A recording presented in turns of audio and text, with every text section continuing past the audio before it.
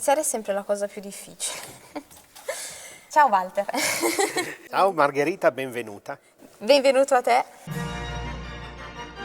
Avete mai visto uno strumento alto come una palazzina di 4 piani, largo quasi come un campo da pallavolo e che possiede infinite sfumature foniche di una raffinatezza degna delle più illustri orchestre ottocentesche? Ecco il sontuoso organo di Feletto. Questo paesino nei campi del Canavese ospita uno dei capolavori dell'arte organaria dei fratelli Serassi di Bergamo. Collocato nel 1825 e opera 409, è stato più volte definito sontuoso. E sontuoso lo è davvero. La cassa è monumentale. Coi suoi quasi 12 metri di altezza fino alla cimasa, più di 8 di larghezza e 2,20 metri di profondità, era all'epoca tra le più imponenti di tutti gli stati sabaudi.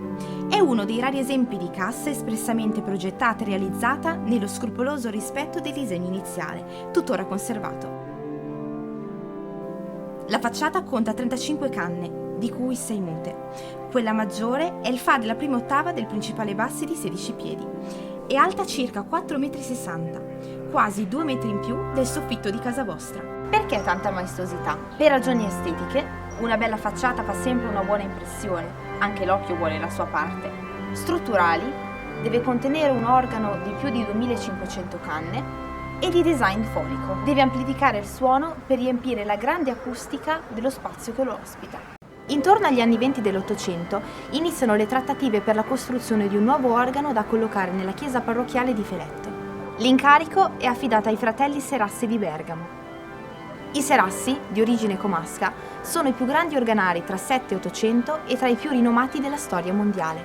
Vantano una secolare tradizione di arte organaria che va dal 1720 al 1895, attraversando 6 generazioni. A quel tempo sono all'apice del successo e conosciuti in tutta la penisola. Sono rinomati per la qualità di intonazione dei loro organi, che non era riscontrabile in nessuna bottega e che anche oggi rappresenta una vetta di riferimento in ambito nazionale. All'epoca desiderare un organo di questa mole da delle maestranze del genere era come dire: voglio una Ferrari ultimo modello. Adriano Giacometto, curatore delle ricerche in archivio, ha ricostruito la lunga vicenda costruttiva dello strumento che si snoda tra lasciti, donazioni, ammanchi di cassa e capolavori diplomatici presso la Reale Intendenza per ottenere fondi più cospicui per finanziare un organo che agli occhi dei committenti era sempre troppo piccolo. Da un progetto di 1900 canne nel 1822 a 2200 canne nel 1823 e 2400 canne nel 1824. Alla fine i felettesi, che all'epoca non raggiungono le 1500 anime, si ritrovano con un organo dalle proporzioni gigantesche. 2555 canne, delle quali 134 linee e 235 ad ancia, distribuite su 4 corpi d'organo e 64 comandi dei registri. Il costo complessivo dell'opera è una cifra astronomica, circa 25.000 lire, che oggi, su per giù, equivarrebbero a più di 1.250.000 euro. È una storia molto interessante e gustosa da leggere, ve ne lascio il link in descrizione e anche qua sopra.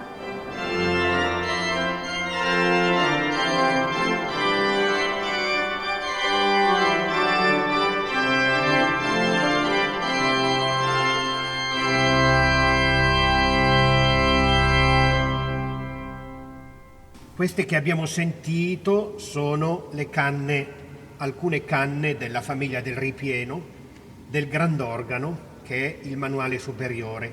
Adesso ascolteremo anche alcuni registri da concerto, che sono i registri così anche detti di colore, che sono quelli che imitano i suoni dell'orchestra sinfonica. Abbiamo i flauti, abbiamo le trombe, abbiamo i fagotti, abbiamo l'oboe e la cornamusa, che sono i registri del cosiddetto organo pettorale. Abbiamo il grandorgano, abbiamo l'organo eco e abbiamo questo terzo organo che è costituito, rappresentato dalla cornamusa e dall'oboe che sentiremo. Adesso passiamo agli strumenti più caratteristici dell'organo ottocentesco costruito da Serassi. I Serassi hanno, a livello industriale, sono forse tra i migliori anche dal punto di vista della meccanica. Introducono anche nella manovalanza degli ingegneri della Svizzera, per esempio, dalla Germania, che sono molto precisi costruire la parte meccanica. Passiamo al fagotto bassi e trombe soprani del grandorgano, che praticamente fanno parte un po' di quelli che sono la famiglia degli strumenti principe. Come strumento d'eco metterò il violoncello soprani.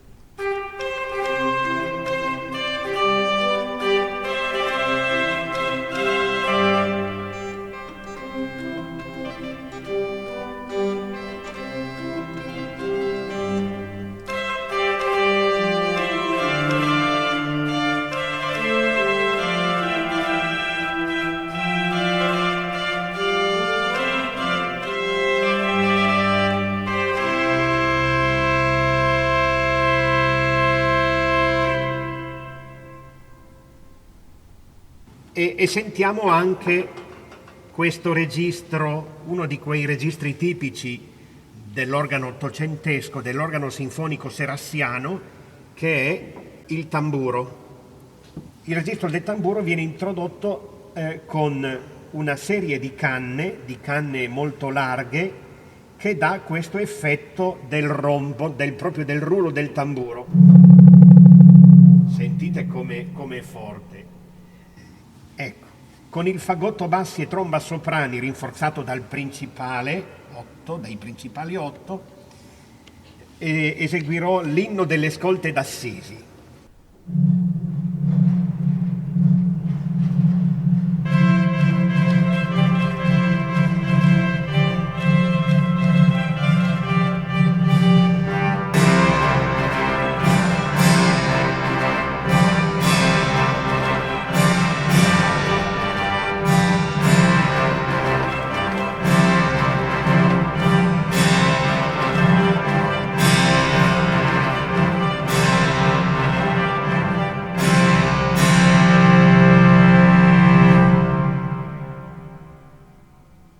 E sentiremo adesso il flauto traverso con l'accompagnamento, il flauto traverso soprani con l'accompagnamento della viola bassi. Sentite com'è molto delicato il suono della viola bassi. Magari aggiungiamo l'ottava bassi.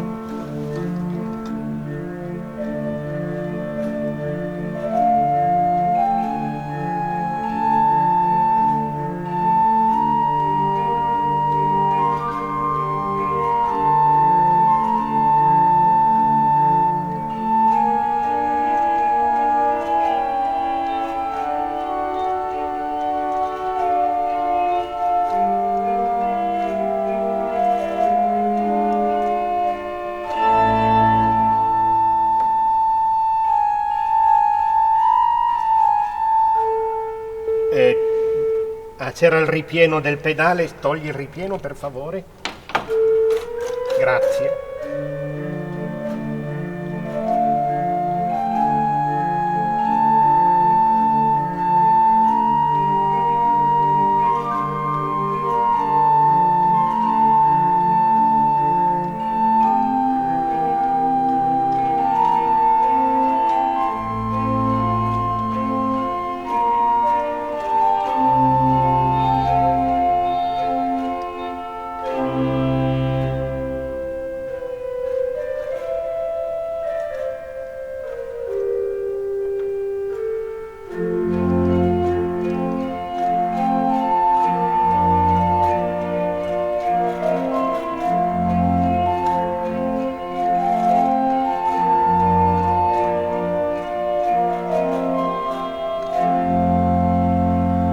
E qui ci fermiamo perché il tempo è tiranno purtroppo e non possiamo permetterci tutto questo spazio. Al flauto traverso aggiungiamo l'ottavino. Questa combinazione flauto traverso 8 piedi, ottavino 2 piedi è combinazione molto tipica della prassi esecutiva che si trova nei trattati dei Serassi e di altri organari dell'epoca.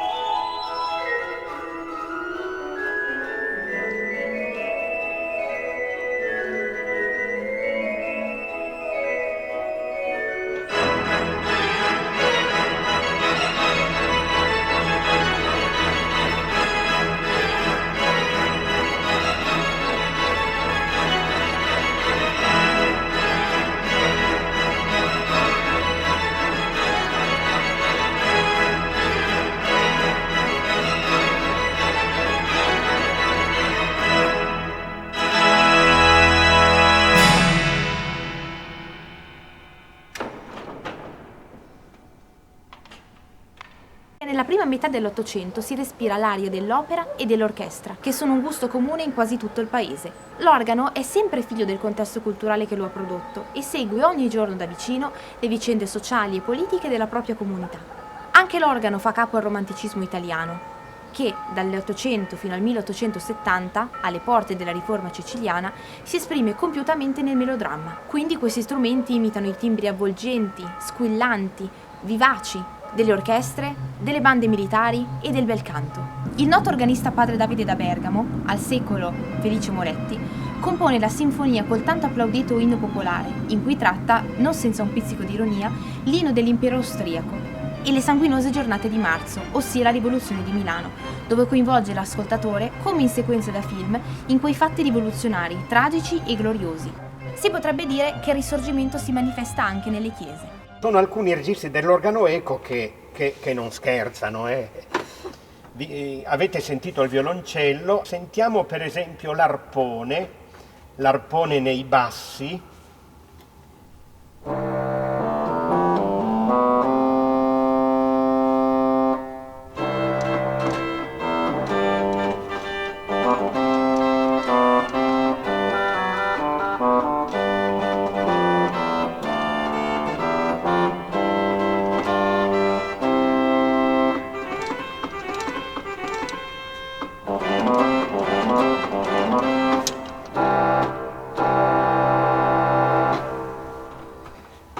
Anche l'organo eco ha il cornetto, che è un registro qui formato da 3 file di canne, 12ª, 15ª e 17ª.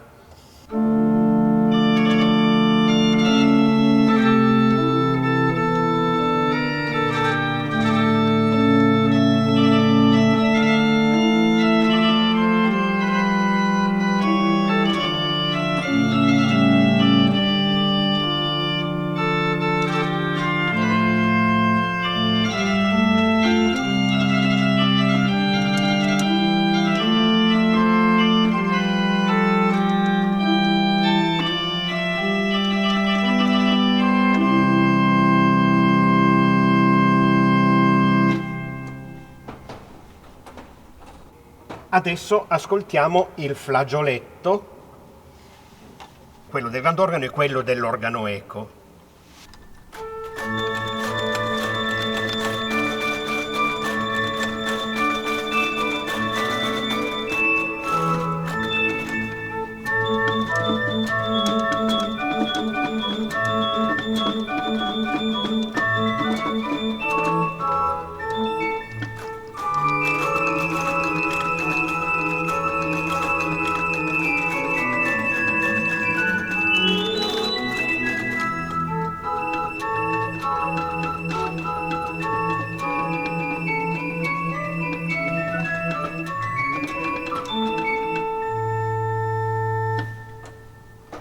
Ecco, abbiamo sentito i 2 flagioletti. Questa è una cosa molto rara, è un registro molto raro che si può trovare in queste 2 posizioni, al grandorgano e all'organo eco. Ha destato in me grande meraviglia la tenacia e la passione con la quale i felettesi hanno portato avanti il loro progetto. Gli abitanti di questo paesino di campagna a economia prevalentemente agricola tenevano tantissimo a quest'organo, che era l'orgoglio e fiore all'occhiello dell'intera comunità.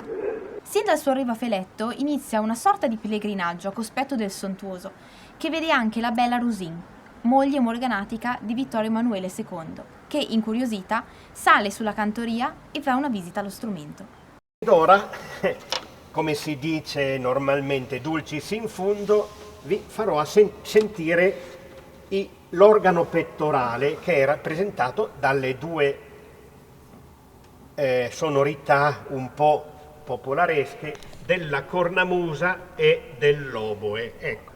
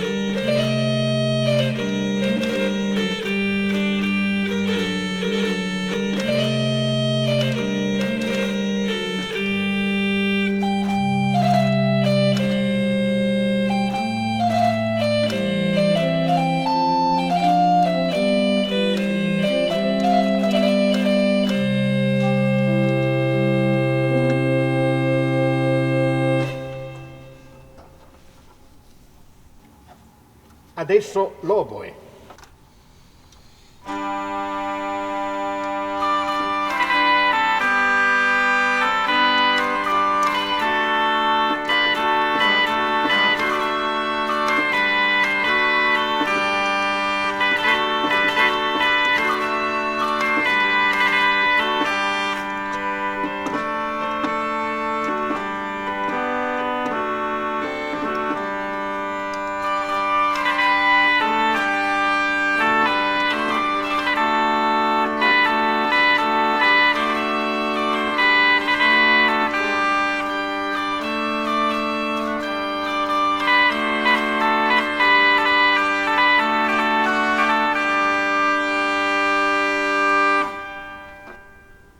Non da ultimo la presenza di numerosi accessori che aiutano a dare risalto e brillantezza alle sonorità dello strumento. Sentiamo questo piccolo brano di F. d'Urvely dove ogni tanto si sente questo temporale in lontananza.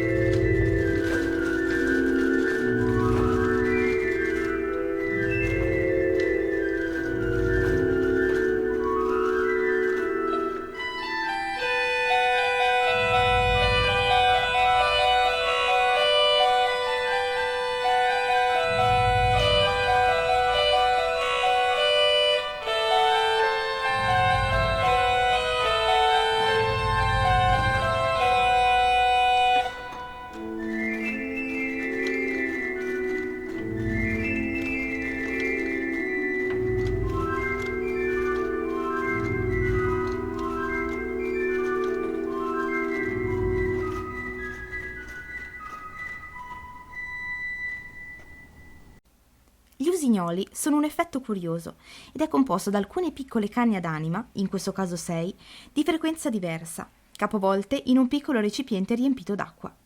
Azionando questo congegno, l'emissione dell'aria a pelo dell'acqua genera un effetto che imita il cinguettio degli uccelli. Eseguirò l'inizio del ballo del Granduca di Jan Pieterszoon Sweelinck.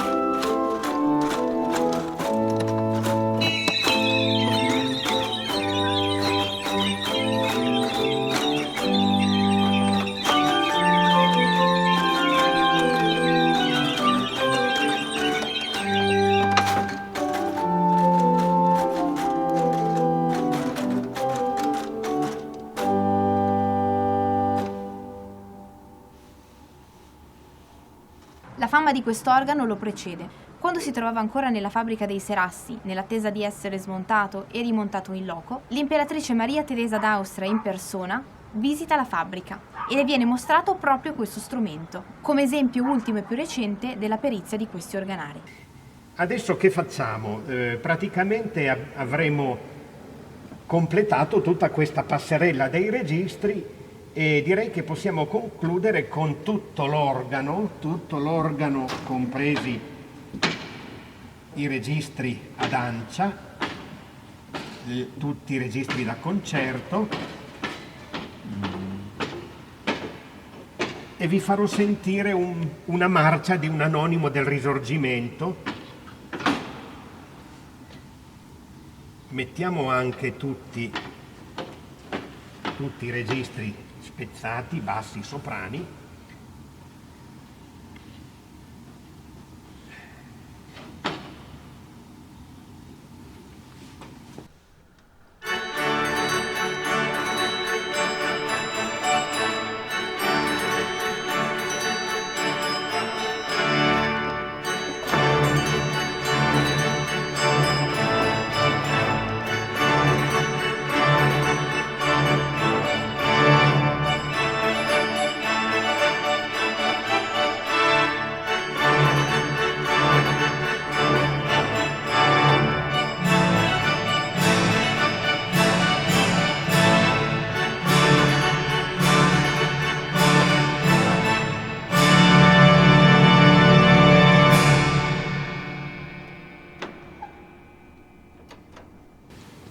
Vi ringrazio per l'ascolto molto attento e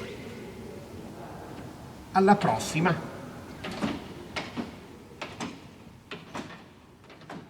Ottimo. Se c'è qualche richiesta da parte di qualcuno, Grazie, non Walter. esito certamente Grazie. ad accontentarvi. Bravissimo. Quando l'hanno costruito era l'organo più grande dello Stato sardo.